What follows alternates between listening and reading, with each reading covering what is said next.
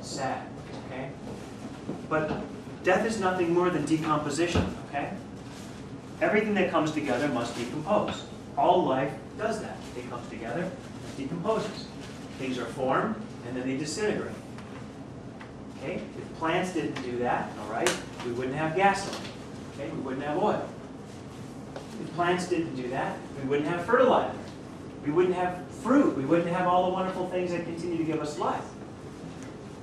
So if death didn't happen, we wouldn't have life. So it's nothing more than the other side of a process. Everything that comes together falls apart. And when it does, sometimes it smells. Sometimes it produces gas. It's nothing more than what we experience, in our normal bodily functions all the time. But we begin to judge these situations. Death is one of them, and that's why I wanted to connect that. We judge death as this terrible situation, when really it's just the decomposition of life. What has ever come together that has not gone apart? What has ever done that? Nothing. All things within this field go through that process. So what good does it make to hold our breath through death? When we go through a moment of death, why do we want to do that? Why do we want to just... And then when it's over, I made it. It's so bad for us. It's so bad for our... It's bad for our energy, you see? We're looking at a natural part of God's life and saying, no thank you. Like God doesn't know what it's doing. Like when God takes somebody that was always God's to begin with, that God was wrong in that. That doesn't make sense to look at it that way, you see? Where's the purpose in it? How's that work long term? Why are you starting a fight that you can't win? You can't win. Don't fight when you can't win. Change. Other moments in life we label as shitty, okay? People we love getting sick, okay? Yes, I admit it's difficult. I admit these situations are difficult. I'm not saying they're not trying. I'm not saying they don't test us, okay? But as soon as we label it something, okay, we immediately put ourselves in opposition to the benefit that is eventually going to come from it. How much better of a person are you because you had cancer? Night and day. Night and day.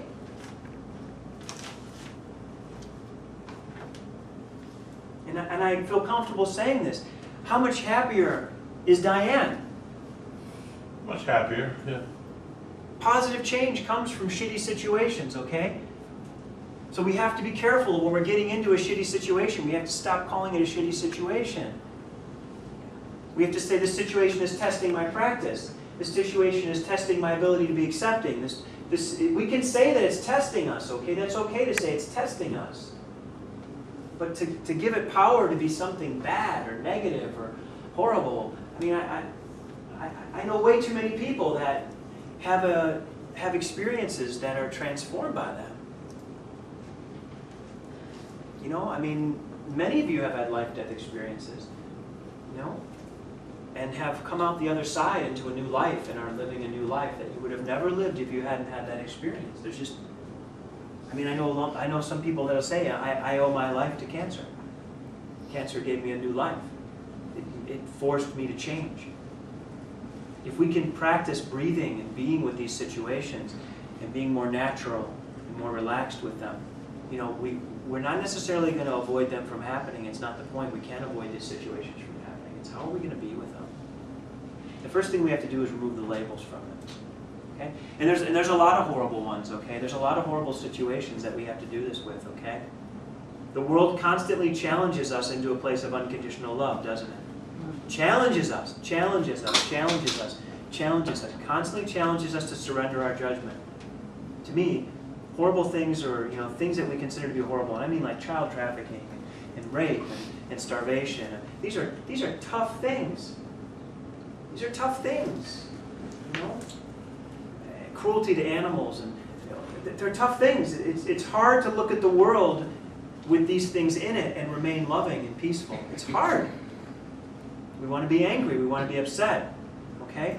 But we have to ask ourselves the question, as much as we want to have that emotional reaction, okay, is that reaction best for the world as a whole?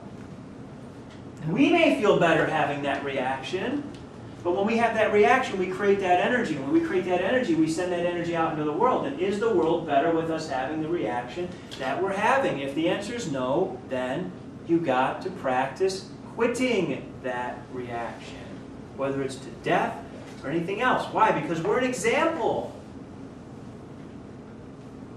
Own that. Own the value of being an example in the world. To choose to go through something in a way that leads others into it in a better way after you. To know that you went through something and the way you went through it left the world in a better place. Left? Free until 10. Until then? Yeah. Okay. That's okay. Thank you. Please.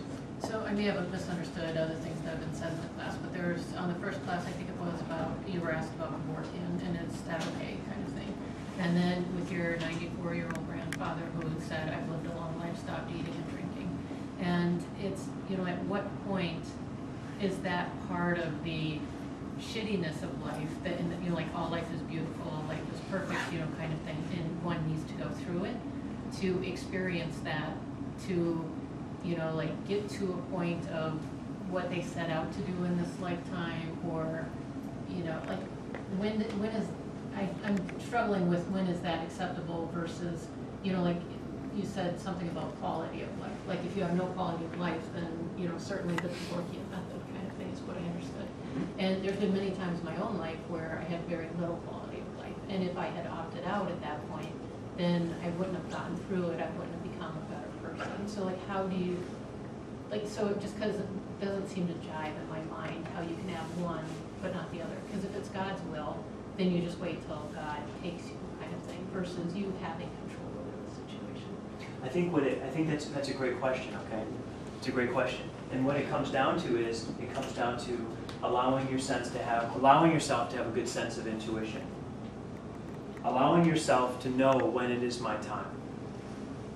Not because you want to go, but because it's your time to go. And honestly, if I may, I've known Denise for a long time and worked with her for a long time. And I would honestly say, as much as you don't think you have a strong sense of intuition sometimes, you really do. And that's really what kept you going. You just knew it wasn't your time. Even though your quality of life wasn't what you'd hoped, you just knew it wasn't your time. You knew. Or my grandfather, okay, and she's not here today, but her father, they just knew. It wasn't just that their quality, my grandfather's quality of life was not poor. He just knew he was done. So the difference But is... he did everything he came to do. Yeah, he did. Yeah, he was done. He knew he was done. Like he said, I've seen a lot of sunrises, I've seen a lot of sunsets, I've had a good life. He had peace around it. He was done. And so for the people who are terminal, who, like this woman who chose, instead of going through brain cancer, to end her life right away, go out to Oregon and just end life, Yeah. before she started being in pain kind of thing. Right. It's, you know, you really need to trust your intuition is what you're saying, which is really interesting because I opened up the books. I've really been struggling with this over the last week. And I went to page 102 and I read through that section, and I was talking to Sarah about this today, and she just, while we were talking, opened the book to page 100. And without me knowing it kind of thing. And we got to page 107 and it says, let life bring you exactly what you need to grow in consciousness. Allow life to dictate all outcomes and release all personal attachment without trying to fix or control anything. If something happens that is unpleasant or hurtful, we embrace it, accept it unconditionally, learn from it, and allow it to bring us to our higher space of consciousness. So it's all about that intuition that you're talking about. It's all about that. And that's and what's important is that that's a collective consciousness, but it's an individual thing as well. So we have the right to know, you know. And this goes back to other things we've talked about with that's kind of where you transition from it being something shitty to not, you know. Mm-hmm. You just know. And there's certain times when people go through things where you just know it's something you have to go through. You just know it's something you have to go through. Many times you know it was something that was going to happen. But that's how you know. That's why there's such a big part of the book that we haven't even, you know, God hasn't let us really get to as much yet. It's really talking about intuition. We haven't really gotten into talking a lot about that. We talk about it indirectly, but That's really one of the biggest points of the book. So the point is, how do you get to that intuition, Keith? How do you get to that point of intuitiveness so that you can trust what the intuition is telling you, right? Instead of just wanting to control it and opt out. That's right. Instead of you let go of all the emotions, feelings, and reactions around it. You want to know the truth. And you're not afraid of what the truth is going to tell you. Is the truth going to tell you that your life is done? Is the truth going to tell you that you're done? Well, I know, working with Denise, that if that's what her intuition was telling us, she was ready to face that. If that was the answer, you were ready with it, but you were okay. But it wasn't. And so you carried into your next life and stayed in your body, and thank God you've seen some improvements and some healings, and some great things have changed for you. But it was, you surrendered into it. We had many conversations about it. This is it, Keith. This is it, And it was like, no, it's not. But you did enough work to let go of the emotions that would want to control it and say no. We have to know. I mean, think about it. Don't you want to know when that moment is real in your life? I mean, when you can let go of the fear of it being unexpected, okay, and really get to the point where you actually have a knowing of when that moment is, not when that moment is like coming like a year away, but when you're in that moment where it's time to let go, don't you want to know that it's time to let go? I mean, I want to know. I want to know. Because I'm okay with that. If you don't know, then you're caught up in the other stuff we're talking about. You just want to know. And not only do you want to know for you, but you want to know for other people. Okay, and so when I'm with my intuition being as practiced as it is, when I'm with other people, I have a good sense of when it is for them. Like you asked me even about your sister that one time. I just had a sense that no, this is just where it is for her, and that's where she's at. And it's when it's no longer a shitty situation, okay? You're not opposed to knowing the truth. Remember, when something's viewed as being negative or crappy, you really don't want to know the truth about it because you don't want to have that information. You don't want to know. No. Right? You missed the face holding there. Yeah. But we have to know. Knowing doesn't make it bad. Knowing just makes us prepared and able to help the person through something. We have to be willing to be here every moment with everyone. The world needs people willing to be here in difficult moments and willing to be there without all the emotion attached to it. Just be there, like we talked about at the funeral last time when I had my hand on Andy's shoulder. Just be there. Okay, we ready? Okay, so I'm going to ask everyone who feels called to participate. If you don't, I totally get it. There's no one has to do it if you don't want to do it. But what I want to do is, I want everyone to stand up. And I want a group of people to start like right here. And I want everyone to stand behind them and just put their hands on the person in front of them's shoulder. And then the person that will be in this immediate circle, they'll put their hands out, okay? And leave a little space to get into the chamber, all right? So let's just come forward. The circle. Someone stand right behind. So get behind someone. It doesn't matter if you're right behind them. That's it. Put your hands on someone in front of them, just like that. Everyone just do what you're doing. Did anyone ever have where they put a battery and they put a light bulb and the person puts the thing around and you realize we all conduct electricity? Okay, we all conduct energy. Except not electricity, it's love. So are you a conductor of love? Beautiful. Is everyone in here a conductor of love? Yes. All right. Now we need one person. Okay?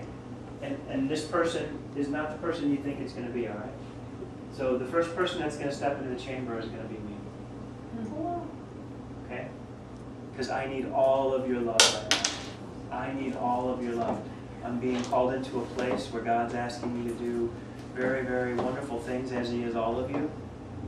And I want you to all feel what it is to give me love, and then I want to have other people step into the chamber and feel the feeling, but I'm willing to go first, okay? And I'm going to, as you all put your hands on me, please reach out and just touch me. Okay. I want to be touched. I want to be loved. And I'm going to be the healing for everyone. Lord, heal me of my deepest insecurities. Heal me of my lack of self-worth. Don't allow me anymore to not take a level of awareness and credit for the work you do through me by constantly trying to negate myself from it. Instill in me a deeper faith that I am not an egotistical person and I don't need to remove myself so completely from the miracles that happen around me. Instead, instill in me a greater sense of you. The stronger you are within me, the less fear I will have of an egoic energy ever taking control of my life again.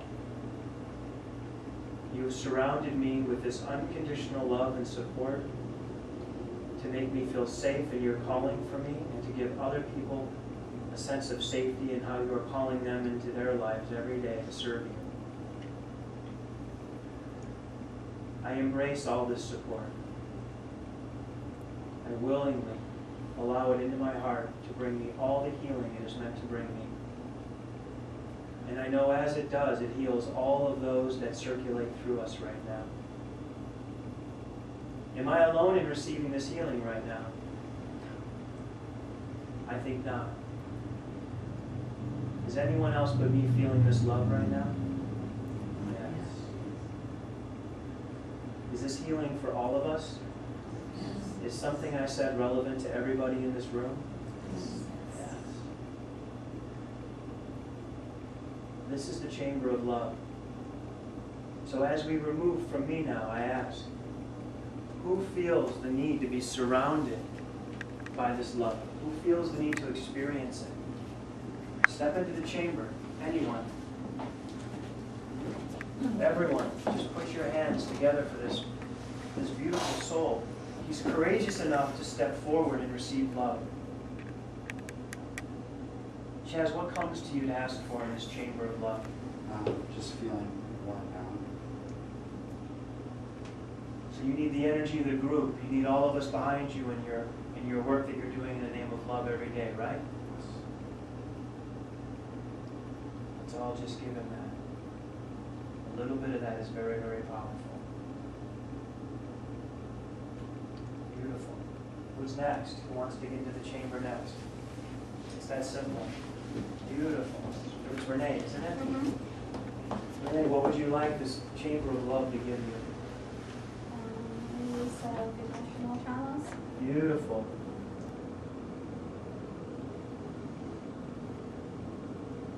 You are done personalizing those experiences. Those things happen in the world. You're done believing they just happen to you. They just happen. They're a part of things evolving and getting better. People get hurt as things grow more enlightened. I wish there was a way that that didn't happen, but it does. We have to let go of that pain as we grow. That's a part of transcending it. So we all are just sending a loving energy into you to replace the hurt energy that is leaving. Courageous, thank you. Who wants to enter next? We have a few more minutes left. This is beautiful. Who wants to enter next? Beautiful.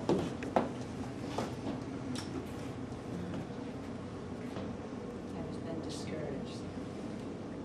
So you want to have help with that, right?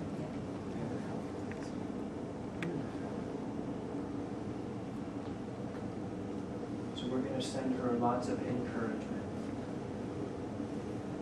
And when she feels a moment of discouragement, she feels all of our intention of encouragement. So don't be discouraged by that one moment. Be encouraged by all the other moments that show you beautiful and perfect in every way. That God sees all the wonderful things you do for all of around you every day. Be encouraged by that.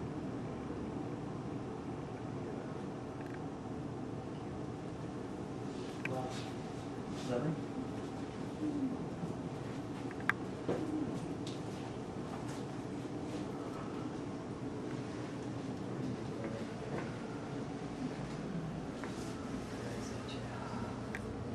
Let the love in, Lily. Let everything that releases love, let everything that resists love go from you now. No longer is Lily's deepest love going to be associated with her deepest pains. Her deepest love will be associated with her deepest healings now. Once again, deep love will mean deep healing, not deep pain. Surrounded by people in their heart, you are in your heart with us. How happy are we all that Lily made it tonight? Yeah. Bless you, Lily. Very happy. You're out. We have a second. So we have a second for one or two more. What are we at? Well, 28, so we could do one or Yeah, two. let's do one or two more. Come on. Who's being called into the chamber? Just not that. Good, Linda. You're going to be next. So you're going to be after Bob.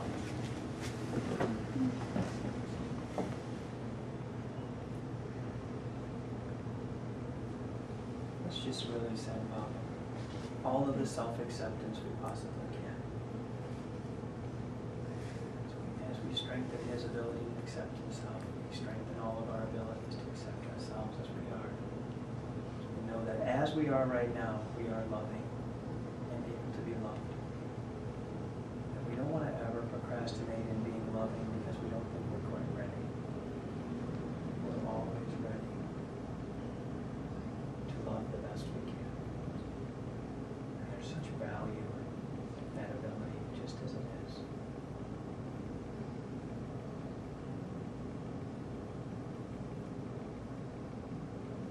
How does it feel to be touched by somebody?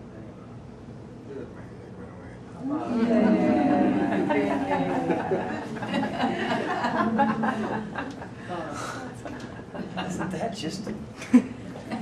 Isn't that great shit? Smells awesome.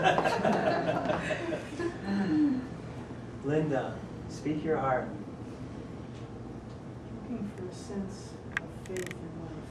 Yes. It's never been there for me. Linda, I want you to open your eyes as we do this. Look at around you, Linda. Is that enough of a sense of faith for you? Yes, it is. Look at all these people willing to put their hands on you and give you love. You don't have to have faith in it. It's right in front of you. It's real. We all want the best for you. We all love you. And we all have total faith in your ability to have faith. And we're so glad you came. You fit in great. Thank you. So this is going to be, this is the new transformation of our healings now. Isn't that amazing? This is how we're going to do them now. It's no longer going to be about coming up to me anymore. I want this to be a group activity. So everybody, we're going to do this. We're going to do it as a group. We're going to be together. We're going to bring people into this more and more and more and more and more. And we all get to share in that. Isn't that just neat? Thank you so much for all being a part of this. I love you all. Without you being here, there'd be no reason for me to be here. So you are my purpose. You are my plan. I love you and thank you for coming.